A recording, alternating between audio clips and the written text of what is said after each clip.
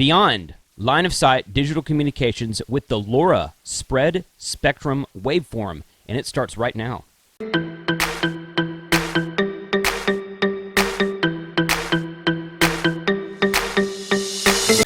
Hey, good afternoon, everyone.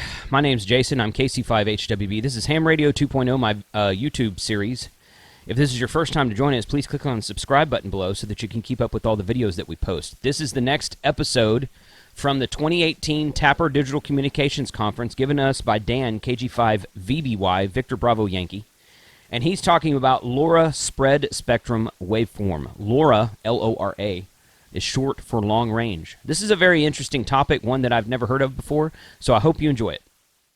All right, I'd like to introduce Dan Fay, KG5VBY, his talk on Beyond Line of Sight Digital Communications with a LoRa Spread-Spectrum Waveform. Okay, thank you. All right, so first part is, who am I? I've been licensed as a radio amateur for actually, it would probably be like a year plus a week. And yeah, so I haven't been doing this that long. The stuff I found interesting so far is I've been volunteering as a communications volunteer at some running events in town. So you can see up there a picture I took while I was doing communications support at the La Luz Trail Run in August. I live here in Albuquerque. And the main takeaway you should take from the education bullets is, while my last 2 degrees are in electrical engineering, or at least that's what they say they are, it's really computer engineering because CU Boulder doesn't have a computer engineering graduate program. They have a computer science, not computer engineering. And the reason why that matters is I'm going to talk about a bunch of RF and analog stuff that I basically kind of picked up along the way. So I may be completely misusing the terms. I may be completely wrong. So please jump in and correct me if you see something off. So what I did, I took these, there's this new spread spectrum protocol called LoRa, which is a Semtech proprietary product that's short for long range. And it implements a type of spread spectrum with the goal of providing a very high receive sensitivity. And the reason why they're doing this is they're trying to develop a low data rate, very low power radio interface that can do long distances to support a lot of battery operated remote sensors that may be running for years without having their batteries changed. So I'll talk some more about the specifics of LoRa, but what I do is I found online a much higher power LoRa modem. Normally they operate up to 100 milliwatts. I found one that could do 5. And I thought to myself, okay, what do I do if I really bring up the power on these things? Can I start doing things that require huge link budgets like Troposcatter and Diffraction? And maybe if I do this, I can actually break a world record, which I wound up doing. So what I wound up doing was I upped the power to 25 watts. I used a much higher gain antenna. Basically, this was on 433 megahertz or 70 centimeters. So I used commonly available 70 centimeter antenna equipment for that. So all of that combined together gave me enough link budget that I could actually start using some of these very lossy but effective beyond line of sight techniques in the UHF band. And I think wrong button. All right, so why LoRa? So again, this is Semtech Corporation's proprietary spread spectrum technology. It uses chirp spread spectrum, and what chirp spread spectrum is that it basically you start a lower frequency and move up as a 1. You start at a high frequency and move down as a 0. And it's basically an up chirp and a down chirp. And the big advantage is you get a lot of processing gain. Compared to FSK, a comparable FSK mode on this particular chip, it's about a 9 dB advantage. So these chipsets, another thing worth noting is they advertise in their literature that they have a receive sensitivity down to 148 or 150, minus 148, 150 dBm. That is basically at some extreme mode most devices don't support because you need a TCXO to get an accurate enough frequency for it. But yes, if you develop it right, you can hypothetically get a receive sensitivity of like 18 bits per second. That's minus 150 dBm. You can also, it's pretty easy to find chipsets that'll run at 433, 868, 915. The chips themselves can potentially also support the 2 meter and 1.25 meter bands, but no one really makes any kind of module for that. So if the ham community was interested in it, we'd have to develop a product like that ourselves. The only VHF product you ever really see for these devices is for 169 megahertz, which I believe is a Chinese frequency band. So here's some discussion of how you parameterize LoRa, because it has a bunch of different settings you can use to trade off speed and receive sensitivity. What I'm showing on the right here is Semtech actually provides a Windows application that lets you play with different LoRa parameters to calculate things like speed, bandwidth usage, receive sensitivity, time to transmit a packet, symbol time, all those different things you'd be interested in. So up here what we can see is there's a couple key parameters. One of them is the spreading factor. The spreading factor specifies essentially the number of chips that are used to per symbol in LoRa. So basically the way LoRa's chirp works, it's really in a sense a series of chips. Each of these chips is basically a very short duration tone, then the next chip does a little bit different tone, and that's how you build up a chirp. So higher spreading factors have more chips, and the more chips also make the symbol time higher. So basically higher spreading factors are slower, but the advantage is they have better receive sensitivity. And the other major parameter in LoRa is bandwidth, basically how wide your chirp is. The commonly supported bandwidths are 500 kilohertz, 250 kilohertz, and 125 kilohertz. The chip will support, the Semtech chip, radio chip, will support bandwidths down to about, I believe, 7.8 kilohertz. But the caveat is your oscillator needs to be more accurate, so you need a TCXO to do it. Because basically what happens is, if you were to do that hypothetical 18 bit per second symbol or packet, the long duration transmit will heat up the chip and cause the oscillator to drift. And since it's fairly narrow to begin with, the frequency drift matters more. Because one of the selling factors that Semtech uses for the IoT community is that these things can be made very cheap because you don't need a very accurate crystal. But that's really only true with the very wide bandwidths. Once you get really narrow, that no longer becomes true. And there's another parameter that specifies the forward error correction. There is a built-in forward error correction in the LoRa chip. I'm not sure what algorithm it uses, but you can parameterize it to trade off how much redundant data you put in versus how many bits it can recover. So some other features, as I mentioned before, the chips themselves could be made to support 2 meters and 1.25 meters. However, no one's done that yet.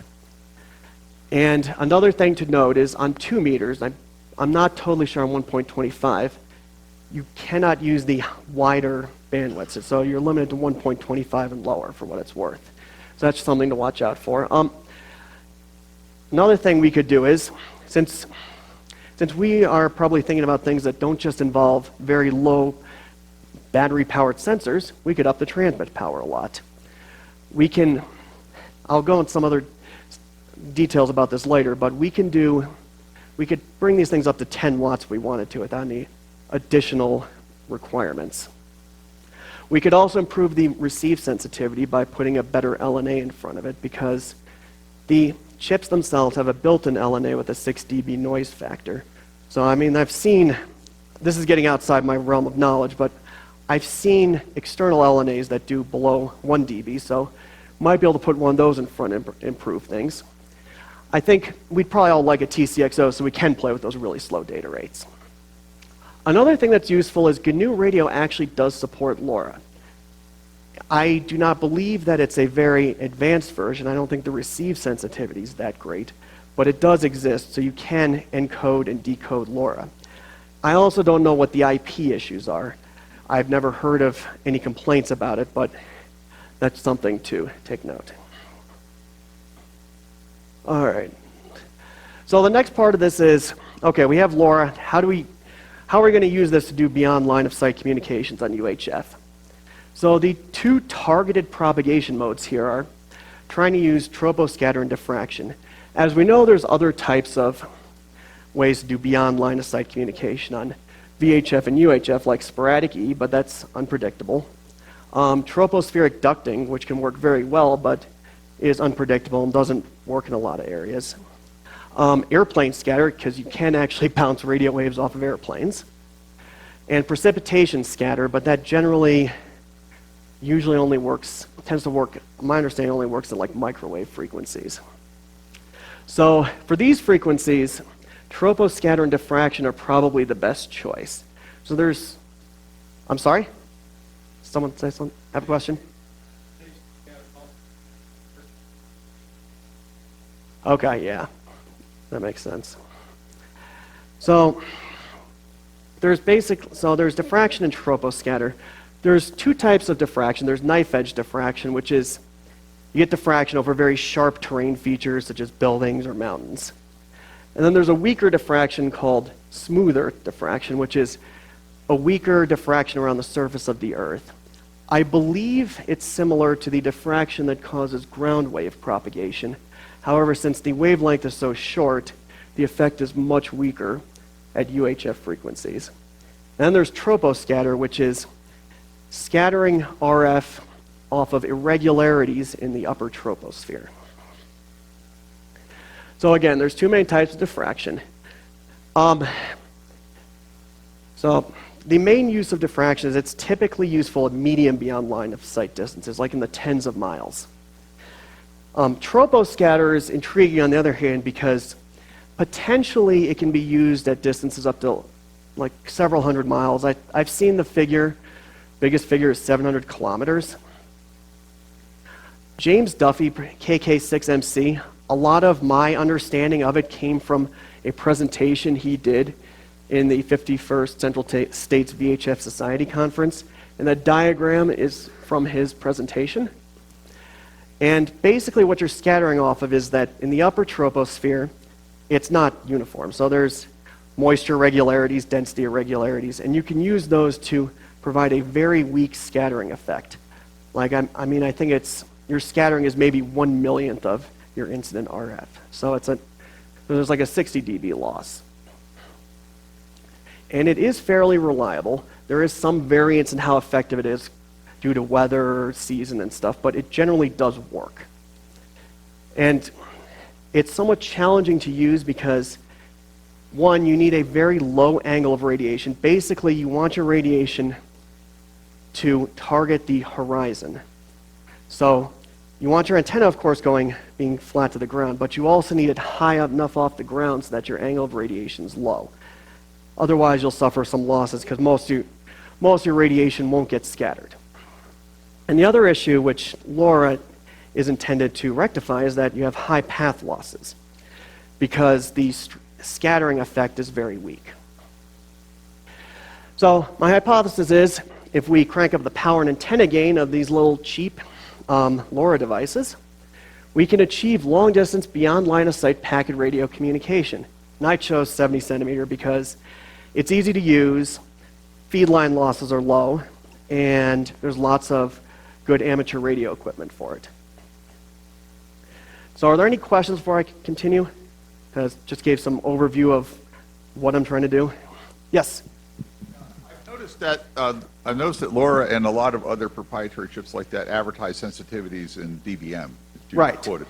Do you have any idea how that separates out into the EB over N0 performance of the modulator versus the noise figure at the front end? Have you ever looked at that? I mean, you did mention at one point you were using an LNA. I will show you later. I tried to use an external LNA and it did not work. Okay, the reason I point that out is because what you really want to know is what is the EB over N0 threshold of the modulator. So because if the front end is quiet and that's high, you're not going to improve the situation with an LNA. On the other hand, if the threshold is due to a noisy front end, then it will help. That's why it's important to know that number, but nobody ever seems to give it. They just give the sensitivity figure. Right. It says nothing about the noise figure of the front end. Yeah, But that stuff's you beyond could me. measure it. You could measure it with a noise figure, with a set puts in the calibrated noise. You Okay. swamp the front end noise, and then you can measure the EBR0 and get separate numbers. All right, I'm not totally familiar with that stuff. I would like we to can check that talk stuff. offline about this. Okay, cool. Any other questions? Yeah, I have a question. Okay. Have you looked at the 219 to 220 megahertz band? I'm not really familiar with. I don't know the answer to this. I'm wondering if this might be considered digital messaging that we could use that megahertz segment for this kind of thing. Okay, so is that considered the 1.25 meter band? It's part of. They took the bottom 2 megahertz away and they gave us back one below 220. Okay. Okay, so backstory there is the chip I used does not support that. They have a new line of chips. They claim to support a bunch of things like transmit power is higher, so they had better PA. And they claim they can support this whole continuous range of frequencies from about I think 160 to 1.01 gigahertz or something. So it sounds like from what they say you could. The caveat is you would have to actually do the RF design to make one of these modules. Yeah. So I think it's possible. We'd be the only ones interested in it. I don't think there's any commercial uses, so we'd have to do it. I don't know if Semtech has thought it through, so one of these days I might try talking to them about those questions about 2 meter and 1.25 meter and what they think about it, but it seems like it should be possible. Any other questions or comments before I continue? All right, so now this is the let's make this thing actually work side. So spread spectrum rules, since this is spread spectrum, there are somewhat different rules about what you can actually transmit. A longer time ago, the FCC required automatic power control on spread spectrum transmissions, which seemed pretty awful to implement. I believe at some point the ARRL lobbied the FCC to kind of relax these rules, and now the rule is with spread spectrum you're allowed a maximum of 10 watts PEP, and there are no EIRP limits, so you can use higher antenna gain. Now the way I was able to get away with sending out 25 watts is I applied for a special temporary authority or authorization, which allowed me to transmit from my house up to 50 watts. And that's the call sign and application number, if you want to look it up. And in the future, the STA will last 6 months, and it's going to expire in November. So I may try to renew it and get two-way 25-watt communications to see if I can do some of these tests, very long-distance tests, two ways. So actual products. LoRa's main target is something called a low-power wide-area network, or LPWAN. There's a couple major companies that are doing different competing ones. Semtech has LoRaWAN, which is LoRa plus a MAC layer to do simple communications. There's Sigfox, which is a low data rate, very narrow bandwidth technique here. There's also some competing cellular standards like LTE-M and narrowband IoT. Typically, they're targeting this stuff for the unlicensed ISM bands around 900 megahertz, so 868 in Europe and 915 in the US. There's some LoRaWAN networks out there. There's the Things Network, which is in the US and is pretty big in Europe. And Comcast is releasing their own LoRaWAN product called MachineQ. There's all sorts of different companies that implement complete LoRa modules with both the chip, maybe a power supply, like regulator, and all the analog stuff. So Hope RF's a common one. You'll see that a lot in like Adafruit, Feather products. You can buy them yourself. There's ones that can operate up to 1 watt transmitting power. Microchip makes some LoRa-based products that have a kind of an easy-to-use UART interface to do stuff. And there's a Chinese company called Chengdu eByte Corporation. They make a variety of these transparent bridge products that once you configure them, they basically behave like a half duplex wireless UART. And that's what I actually used for this, this demonstration, because it was really easy and simple to use. And they had versions available in both 1 watt and 5 watt transmit powers. So they don't sell directly in the United States. You have to buy them off of, say, AliExpress or eBay. They mainly target Asia and the Chinese domestic market.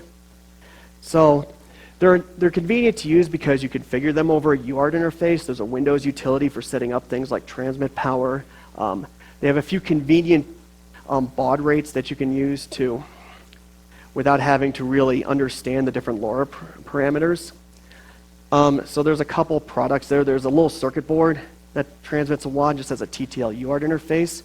And they also had these nice metal DTU boxes that had an RS-232 interface, a RS-485 interface, and they had some kind of flexible switcher in there, so you could feed in a barrel connector with some range of voltages from like 10 to 30. And because they were so easy to use, they made doing all this stuff a lot easier. So for my base station antenna, it was a regular diamond 15-element Yagi. It's about 20 feet off the ground, mounted on a chimney in my house. Inside my shack, what I did was, in the architecture here, the transmitter is kept outside near the antenna to minimize feed line losses, because I was using RG8X coax, which is fairly lossy at those frequencies. And then to actually go, that was in the back of my house, then there was a length of category 5E cabling going to the front of my house and inside to my shack, where I had an RS-485 adapter. I added power over the unused wire pairs via a boost converter. And then the little black box is an orange Pi that just periodically will send out the call sign and a number just to send out some data. So the orange Pi is really, it's basically, it's a small board, a single board computer that's very similar to a Raspberry Pi. The driver support is worse. It costs a little less. I just got it because I thought it was interesting. And for all these tests, I used LoRa at the 300 bits per second data rate, which is a spreading factor of 12 and a bandwidth of 125 kilohertz. So this is the high power base station transmitter. I use the 1 watt DTU. And to bring it up to 25 watts, I'm using a BTEC amp U25D. This is a product released by BTEC. I'm not sure if it's truly a Bofeng product, but the idea is it's designed to give you the higher power of a mobile with an HT. So the D version is designed to amplify DMR HTs that are using TDMA. So it can very quickly switch on and off the amplifier to handle the TDMA situation. So I chose the DMR-friendly one for these packet radio experiments. Since it uses a lot of power, on the left there you'll see I think that's a 30 amp, 12 volt 30 amp power supply. It's tweaked to produce 13.8 volts, which is what the amplifier wants. So there's also a low power base station transceiver. This was used on some early experiments I did, plus it was also used with the two-way communications tests from shorter distances. It is powered via the Cat5e cable that's receiving 30 volts, and there's a boost converter to raise the power. So this is the antenna I put on top of my car to try to receive it. It's a double stack mobile halo. So some more details on this is the mobile transceiver. Basically, there's a laptop. There's another there's another one of the transceivers, the high power one. There's some power. I have a GPS puck in there. It's on the top of the lid at the upper left-hand side. It kind of blends in. And the whole idea here is I can hook this up to the laptop and get not only the data coming in, I can also simultaneously get the GPS data so I know where I am. All right, so the next part here is when you're starting to talk about these very weak signal beyond line of sight stuff, terrain matters a lot, so you don't want to drive everywhere. you'd like to have some idea if you're actually going to receive something. So there's a two-step thing where you figure out what your link budget is, and then you try to model it with a modeling tool that is called Radio Mobile Online. It's actually an impressive tool. I was really happy with it. So link budget is basically defined as your transmit power, your receive sensitivity, the gain of your antennas, and any other losses you might. Then you subtract any other losses you might have, like beadline losses, any SWR losses, whatever. But you basically get this large dB figure. So some calculations for the different test setups I did. There's the mobile one where I had those halo antennas on top of my car. Then I have a Yagi antenna I made for the receive end. And then there's the TX RX one where both sides only transmit at 5 watts. So that has a lower link budget. So I can put all these things into Radio Mobile Online. As you can see here, you have RX sensitivities, line losses, power, antenna gain, and all right, that's a little out of order, but yeah, this is the Yagi antenna I used to receive, homemade. Some people who helped me. All right, so before I show you the results, do you have any other questions, comments? All righty. So the first one, there's some two-way results. Basically, I tried to ping the station back there, just simple ping, and I did this down in Belen, and it worked. I expected it to work. I just wanted to make sure that I wasn't missing some understanding of RF propagation.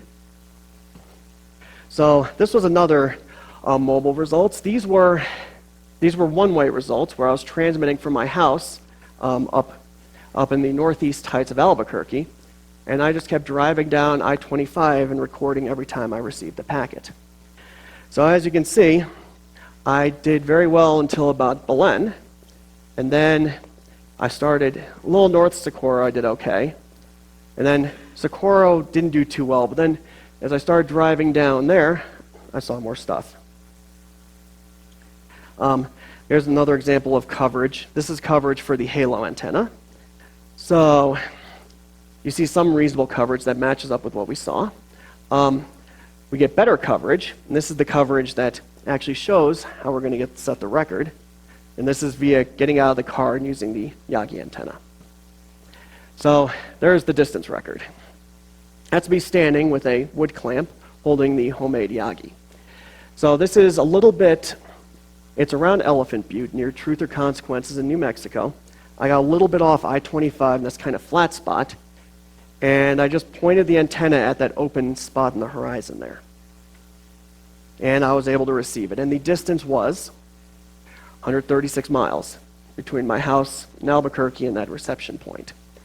And this beats the previous ground-to-ground LoRa record that was set by Andreas Spiess in Switzerland, where he went up on a faraway mountain and listened for a transmission. He listened for basically a LoRaWAN transmission on the Things network on another mountain. And that his record was line of sight. So this is also novel in that it's a non-line of sight result. So let's see. Propagation analysis. These are some result stats you get from the Radio Mobile Online tool. And what this is showing is a given path. This is the record-setting path. And it shows you things like path loss. It shows you how much excess link margin you have. And it shows also all the parameters you put in, like power and antenna gain. And this is a visual model of what it actually was. I was actually slightly disappointed because I was expecting to be troposcatter because I didn't see this mountain, but there's actually a mountain around Socorro that was knife edge diffracting the radio signal.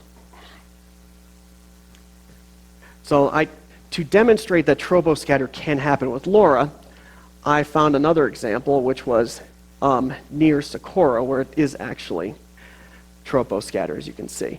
You can see there's a little bit of a bend there that's occurring in the atmosphere and not some sort of terrain feature. And here's some more results that show similar things like excess link budget, path loss. Here's a picture of what it actually looked like to receive it. So basically, you're pointing the antenna at a low point in the horizon where it's relatively uncluttered by mountains.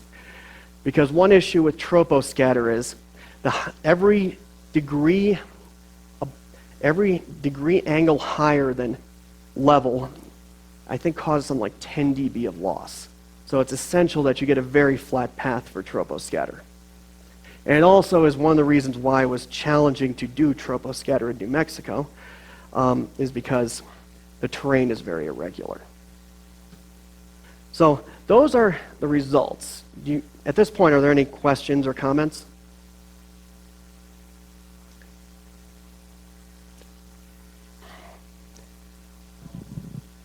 So I'm going to suggest that you try shorter Yagis, but stacking them. If you stack the Yagis, you won't have a vertical lobes. You'll compress all the power at the horizon, and you'll have less pointing accuracy needed in azimuth. Random question. What's your opinion on horizontal versus vertical polarization? I control both antennas, so do you know which is better for these kind of situations? I know that almost every VHF, UHF guy around uses horizontal. I Right. can't tell you the reasons. And all of them also use radio mobile. Yes. Yeah, I was very happy with that tool because it not just models line of sight losses, but all the diffraction and troposcatter losses too, which I was very happy with. And that it's completely free, and it's just a website you can use. So there's no setup whatsoever. Yeah. You had a record-setting distance. Yes, Were you ground to able- ground. Technically, there's longer distances, but that's another story. Have you been able to repeat that? Not that one. Some of the shorter distance ones I have. And the reason why I haven't repeated it is because I haven't driven that much. So that's a 2.5-hour drive from my house. And that's in one direction. Have you tried it in different directions as well? I would like to. I would like to renew my special temporary authority to allow me to transmit on both sides at 25 watts. I mean, it's possible I wouldn't rule out I could do it at 5 watts. It's just, it's so much driving. It's real like 5 hours of just driving to do this. And you got to take your kids with you. Well, that's actually a benefit.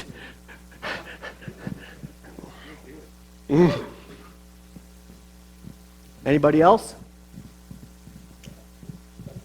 Well, we got to keep moving along. You got about 10 minutes. Yep.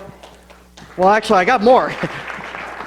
I mean, a lot of it's expounding what I was already talking about, but yeah, I was really excited about troposcatter. But New Mexico's terrain, which is rugged, at least in the central part, is kind of counter that. It makes diffraction easy, but good troposcatter sites are hard to find. So someone who wanted to try this in Kansas would probably have a lot better luck than I would. So some future work. I'd like to try this along the I-40 corridor. Basically, Albuquerque intersects I-25 and I-40. I just didn't have time. I'd like to compare horizontal and vertical polarization, because if vertical polarization works just as well, it would make this a lot easier. You can just use nice vertical antennas instead of weird handcrafted halo antennas. I would like to actually get some RSSI information from the LoRa chipsets. I can't do that with these devices, but I can do them with Hope RF modules that are somewhat harder to use. And one thing I'm starting to look at is trying to develop some sort of synchronized flooded mesh network. It could be hypothetically like a wide area IoT type network. It could maybe move voice, I don't know. It's something in the early stages of my thinking. So, to end off, here's my contact information. I got a blog where I kind of talk about this stuff, email address, and that's my Twitter handle. So, now the presentation's done. Are there any remaining questions or comments? I just have one question about the horizontal, the one point about the horizontal versus vertical polarization. Is it easier to stack horizontal antennas? I mean, you could stack verticals side by side, but then pointing becomes a problem. If you stack two horizontals, you get the lower angle and it's easier to point. Yeah, that was actually an answer I got when I posed this question to the New Mexico VHF Society about that very question, which was, do you know what the actual theoretical advantage is besides everyone who does VHF, UHF, DX and uses horizontally polarized antennas? Now is one of the answers. Horizontal polarized antennas are easier to stack. So that makes sense. Question over here. You need to find some ham friends that are about 200 kilometers away. I do. That's hard to find in New Mexico. Well, I need to find one that sits in that clear ray of good coverage too. So I have a couple of comments. Phil, how many years ago was it when we were working on spread spectrum regulations? I think it was mid-90s. I think it was Early 95. mid-90s. 95. It was 95. So And I'm the one responsible for that power control thing, by yes, the way. I apologize. he's the for one that. that suggested it, and he's regretted it ever since. Yeah, I saw On your that. old documents on that, discussing that stuff. So we were involved in San Diego with a get-together of a bunch of hams, and it was, who was leading it from the ARRL? It was, it was another of his cohorts, so to speak. Last name started with a D.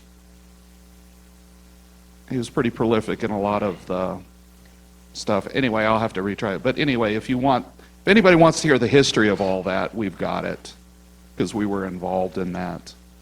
The other thing I wanted to comment on is not a lot of documentation on chirp spread spectrum.